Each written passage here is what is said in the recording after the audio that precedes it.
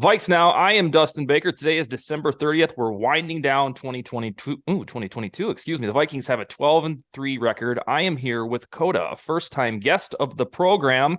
How are you today? Hi, I'm great. I got the Kevin O'Connell hoodie for Christmas. Haven't taken it off since, so I'm having a great time. Yeah, that's your new drip all the time. Oh, absolutely. That and my Kyle Rudolph jersey. I just Oh, switch between the two. you can't go wrong. Funny story about that before I forget about your shirt. So since I have become kind of a Vikings personality, a lot of friends from high school message me their Vikings thoughts or, hey, can you get tickets? Blah, blah, blah. And one of Yeah, my friends named Nikki messaged me about 3 months ago saying my dad is all in on this season, but he wants that shirt that Kevin O'Connell has. And I'm like, well, I don't sell them, but I can right. look to see where they are. They were sold out on whatever it was, Yeah. NFL.com. And eventually they came back. And I think she was able to get it as a Christmas present. Is that where you got yours? Yeah, so I have a really good friend of mine, shout out to Sebastian, who showed me that they were back in stock. He was like, I want one so bad, but they're sold out of my sizes. And the only ones that they had left when I was checking was the small. And so I sent it to my grandmother and I was like, hey, do you think Santa maybe knows somebody? And I guess he does if you believe in that kind of thing. Oh, perfect. All right. Well, all right. You look fabulous. But we Thank got to you. get to know you a little bit more. You kind of have a newcomer status, if you will, on Viking social media. So tell me, how do you describe yourself? What's your biography? Yeah, so I've kind of lived all over the place. My family, way back when, is from Minnesota. We eventually landed in Minnesota. I was born the same year that Randy Moss was drafted, so he's always kind of had the status in my family as my guy. Mm-hmm. I've been a big Vikings fan my entire life. Like I said, it's rooted in my blood. And when I was, oh gosh, it was a couple years after I graduated high school. It was when the Super Bowl was in Minnesota. I was very fortunate to work for Best Buy, and I got to work at Mall of America doing all the cool Best Buy things that we had going on before the Super Bowl. And I walk in that first day, and my team lead goes, "Hey, we have a surprise for you." And I was like, "Okay, what is it?" And I walk up, and like, there's nobody at our like thing in the rotunda. We go around it, and there's Stephon Diggs. 2 weeks after he did the Minneapolis Miracle, and I was like, "Oh, okay." So I walk up and I almost like crash into him. I'm like, hey, that was such a cool catch. Thank you so much. And I'm like trying really hard not to embarrass myself. But I've absolutely loved the Vikings for a really long time. And I didn't know that there was such a big community of it on Twitter. And then I made a TikTok talking about my feelings during the Colts game. And that, kind of exploded. So here I am hoping that my application for their social media team takes flight or something. I don't know. Yeah, no, I can see it happening. So Twitter, where can folks find you on Twitter in case we forget that at the end? Yeah, so my handle on Twitter is Dadam Thielen. Okay. It's Dad or DA and then Adam Thielen. It's super easy. It's an inside joke with some friends of mine that kind of has taken over my entire personality. What about some you use other socials that you want to share? Yeah, so Mm-hmm. my Instagram and my TikTok are both Western Dakota. They're less Viking centric. They kind of encompass Ooh, everything. So I'm okay. also an actor. So a lot of my like actor reels and shorts are on there, as well as some D&D thoughts, and it's all encompassing, honestly. All right, fantastic. All right, so now we get to know you a little bit. One of the prerequisites of this show is having pretty in tune Vikings brain. So I'm going to ask you about six questions for the duration of the show. The first I'm going to start off with is I always use this example. Last year, let's say spring of 2021, nobody knew that KJ Osborne would all of a sudden show up and be a serviceable Yeah. WR3. He was a guy that came out of nowhere. So I found that always very interesting that nobody had that pegged. Who is a player, a guy that kind of came out of nowhere in 2022 that you've had your eyes on that's kind of like the wow effect? So I'm gonna be honest. At the end of last year, I was one of those Kirk Cousin doubters. I hate Mm-hmm. to say it Oh, because wow. now Okay. I love him so much, but I think genuinely he is probably the person that surprises me the most, just because I didn't know that we could see a side of him that is so comfortable in the pocket, that is willing to take these hits and just genuinely can lead this team. We had seen images of him apologizing to Adam Thielen and just being really down on himself. And of course, the very famous Zimmer, I just saved your job. You like that? But it's like Kirk 2.0 this season, genuinely. And I think, it all really goes to Kevin O'Connell's understanding of him and their relationship. And then I would also actually have to go to KJ Osborne. Mhm. If it weren't for him in the Colts game, I don't think we would have had that great of a comeback. I think he really rallied the troops, and I think he is going to, lead this franchise far. If God forbid we ever lose Adam Thielen or Justin Jefferson, I think he's going to have a really great career as a Vikings, and it shows. On Cousins, when he first came aboard in spring of 2018, I recall vividly from his Washington days that his weaknesses were pocket presence and those Mm-hmm. damn fumbles. And Right. for the most parts, he's really rectified those in 5 seasons now with the Vikings. So Oh yeah. I can see where you'd nominate him. All right, here's one of the big talkers of Vikings community, pretty much for the last 6 weeks to 2 months, is they have this refusal to beat a team by more than 8 points. Does it bother you that they can't blow anybody out or merely win by 10 or 12? So I go to school for theater, and so not a lot of people at my school really like football, but there's a few of us, and I am the only Vikings fan. I'll be honest, I'm the only Vikings fan. And this is a question I actually get asked a lot by my friend who's a Packers fan, and I've got a couple Eagles fans, and it's always really funny because my answer is it bothers me, but not as much as it bothers some other people. Yeah. I'm a firm believer in that you should fight for your right. And so I think that the Vikings have fought so hard for all of their wins. It's entertaining to watch. It shows their like tenacity, their grit. It shows just how much of a team they are versus previous years under the last couple of years of the Zimmer era. Plus, I mean, we all kind of need an ab workout from time to time, because we're all like clenching. So Last year, the Vikings were 6-8 in one-score games. So these one-score games are absolutely nothing new. But winning no. winning them is brand new. They've won. I can't even believe it sometimes when I say it out loud. A Right. mind-boggling 11-0 in one-score games. So let's hope that we don't have to pay the piper soon because they just keep winning these small ones.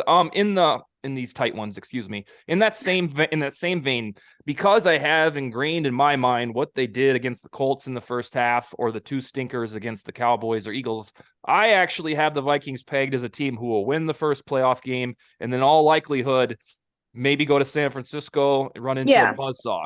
But if I say that out loud, it gets a little bit of like, what are you talking about? These guys are a team of Right. destiny. So where do you stand on the legitimacy of the Vikings being a Super Bowl contender in comparison to probably losing in the divisional round? I always want to be a firm believer in that my team is going to win the Super Bowl. It's going to be the people. But, Kirk Cousins has said it multiple times over the season. This is how you win playoff games. Mm-hmm. You win it by this tenacity, this grit, and this utmost trust in your wide receivers and your running backs and your tight ends. And I think personally, I can see them going as far as they did during the Minneapolis Miracle. I think that they have the grit that 2017 team did. I think that they have more consistency in injuries this time around. I think overall it's a perfect storm. I don't think if they do make it to the Super Bowl, it's going to be the best Super Bowl ever. We'll probably, knock on wood, don't want to put this out in the universe, but I don't know if we're going to come out with that Super Bowl with a W. But I think, like I said, Kirk Cousins said it best. This is how you win playoff teams. And like KOC keeps saying in the locker room, they're going to keep playing until they are told to stop. And I think going into playoffs, being one of the more healthier teams in the NFC, I think good things are going to come out of it. I'm a little optimistic, like very cautiously optimistic, but I'm optimistic. Who do you, off the cuff here, if they do get there in February, which AFC team will they play? So I have a Hinge profile, not my proudest moment. And one of my like prompts on my Hinge profile is let's debate the topic and its potential Super Bowl matchups and why it's the Vikings at the Chiefs. Okay. I would be fine with the Chiefs, but I think after the Buffalo game, Mm-hmm. I would be way more excited if it was the Bills. I also have a love, of course, for Stephon Diggs and Sure. for Josh Allen, and I think it'd be really cool to have Stephon Diggs face off with his previous team he almost made the Super Bowl with, so I think it'd be fun. It feels like on their side of things, AFC, they are due to break through, but they got to solve the Chiefs problem, their Chiefs problem, because it seems to up in them. You're talking about every Vikings game being a playoff game. Last weekend, when the Cowboys and Eagles played, and whatever the final score was, that game was back and forth, high scoring, went down to the wire. And Yeah. some of the talking heads were like, "Oh my god, what a game!" And I'm thinking that game wasn't shit. Like we watch that game Right. every week. Every single week we have a game that mimics that. And so Right. I think because every time the Vikings win, it's such a barn burner, this tight affair. I think we're desensitized now. Like when other games are going on that are really down the wire, we're like, well, Yeah. who cares? Well, it's interesting too because you have the Dolphins who just barely lost to the Packers, and you have everybody and their moms so excited that the Packers were able to have this amazing comeback. It was like, that's an amazing comeback. Like, did they not watch the Bills or the Colts Yeah. games? Oh, that's another example. That game when they were like, how I think the Packers come back from 10 points, and I think most of us were like, ooh, like that's pretty big deal there, Wow. fellas. What about that's another nice little segue. You're full of them here. The Packers, we're in Wisconsin this weekend, and the Packers are in desperation mode. If they let's see. Okay, foremost, the Commanders play before the Vikings play. So if the Commanders win, that really starts to ixnay the Packers' chances if they lose. So I don't think the Vikings can quite eliminate them, but it gets them down to bare nubbins, like a 1% chance of reaching the postseason. I'd say that most of the community is probably mixed about, their prediction or what they think is going to happen, mainly because it's at Lambeau. It's going to be relatively cold. The Cousins versions of the Vikings have beaten the Packers 3 times in a row. Can it really happen a 4th time? Tell me your vibes heading into this Week 17 matchup, Vikings-Packers. Well, first and foremost, you have a cornerback from the Packers who got 5 tackles the last time that we saw them, talking about how Justin Jefferson is a fluke, or at least his game against the Packers was a fluke. The last time the Packers faced off against us, we had Matt LaFleur saying shit about the skull chant and the Galler horn, and look how that turned out for them. I think the Packers have they have a really interesting situation. And I was telling this to my grandparents when we were watching the Packers Dolphins game that it doesn't look like the O-line really is playing for Aaron Rodgers anymore. It genuinely doesn't. I think their saving grace right now is their defense. I think their defense believes that they are still in it. But overall, I see an offense that is really, really divided, really unhappy with the Rodgers era. And I think that, meet at the QB 2.0, we got Hunter and Smith who are going to decimate that O-line. I think it's going to be a battle of the defenses, but ultimately I wouldn't be surprised if I don't think it's going to be as much of a shutout, but I don't think we're going to be seeing a 8-point or less differential this time. I think it's a point of pride, and it's the first time in recent history that I can think that really we have a chance to snuff out the entire Packer season. And I think, that's on the guys' mind. I think it's going to be a good game. I don't think it's going to be close. I don't think it's going to be like a shutout, but it's definitely not going to be an 8-point differential. That's for sure. On the sentiment of snuffing them out before they have a chance to snuff you out, so to speak, there is this somewhat fringe scenario where if the Vikings lose to the Packers and then the 49ers also lose one game, and then the Vikings win next week, then the Packers could come to US Bank Stadium for the first round of the playoffs. So if the Vikings don't want any piece of that mess, that noise, then they could just go ahead and eliminate them this Sunday. That's what's at stake. I don't know if the players think like that or care, but yeah, it is a playoff game for Green Bay, and it's more of a keep your playoff seeding game for the Vikings. So in that spirit, it can be, putting the dagger in. All right, I have this unenviable task for you. I'm putting you on the spot. I tried this little exercise for myself. I was thinking about, all right, we're getting into the regular season for my website, Vikings Territory. I was like, all right, I got to try to come up with the top 10 moments of the season. And I started to think, and I was like, oh God, this is not going to be easy. This is going to be like a top 50 moments. But you don't have to write about it. I can put you on the spot. Give me top 5 moments of the Viking season so far. Okay, so starting off, I have to give credit where credit is due at Adam Thielen's 50th touchdown. Okay. I'm a big Adam Thielen fan, so for me that was amazing. He really truly deserves it. He is a incredible player. His 50th touchdown. The Buffalo Bills catch. I had it as my desktop forever. An amazing Justin Jefferson one-handed Buffalo Bills catch. I mean, that has to be at least like two, or none of these are in order because Okay, that's you fair. know. But that definitely for me has to be like top three, the Buffalo Bills catch. The entirety of the Colts game, Mhm. just all of it. You can maybe remove the first half if you're that stressed Oh, about it, I but would like to do that. Yep. I hope they never think about that again. Oh boy, never it was again. bad. So that's three. This is really small and really niche.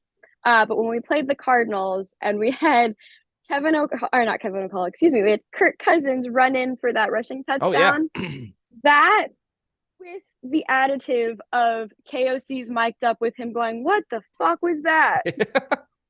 Yeah, So good. it was a perfect time for him to be mic'd up. And then he had that little smile too. He's like, what the fuck was that? He's like tilting where he goes, "What the was that?" It was so good. Yeah. That was I had one more. Oh, definitely has to be after the Thanksgiving game, not in the game. After the Thanksgiving game, when they were eating their turkey, and Adam Thielen goes, "This is so dry," walks over and just spits out the turkey on live television. And then you've got Justin Jefferson laughing at him. And then, of course, honorable mention, Kirk O'Chains. Have to shout out Kirk O'Chains. Have to. Okay. Yeah, that I would have never dreamed a million years that the turkey spit out would make the top 5 moments, but I'll have to remember that when I write my own little article because now I'd be It remiss not to put it in there. It was so funny. It was so out of the blue. And I think what made it even better is that you had Justin Jefferson laughing at him spitting it out and Kirk Cousins trying to be the dad that's like, I'm not accepting that. I'm not letting that happen. But it was just so stupid and so funny. Like, I don't know. No, that works. All right. One more time. Spell out the Twitter handle. Yeah, so it's Mhm. Mhm. DADAMPH, however you spell Adam Thielen's last name. All right, yeah, they'll figure it out from there. And then I'd like to have you back on during the build up to the playoffs. And then I don't know what your schedule's like. I record daily during the off season, and there's some weeks of the off season where I'm like, oh, oofta, what am I going to talk about today? So if you wanted to figure out a time works best for you, maybe every couple weeks or something to come on and chat, that would be wonderful. That would be really great. Yeah. All right, any closing arguments? You got anything else before we log off for the day? Nothing but Skull Vikings. Let's grate some cheese. All right, we'll talk to you soon. And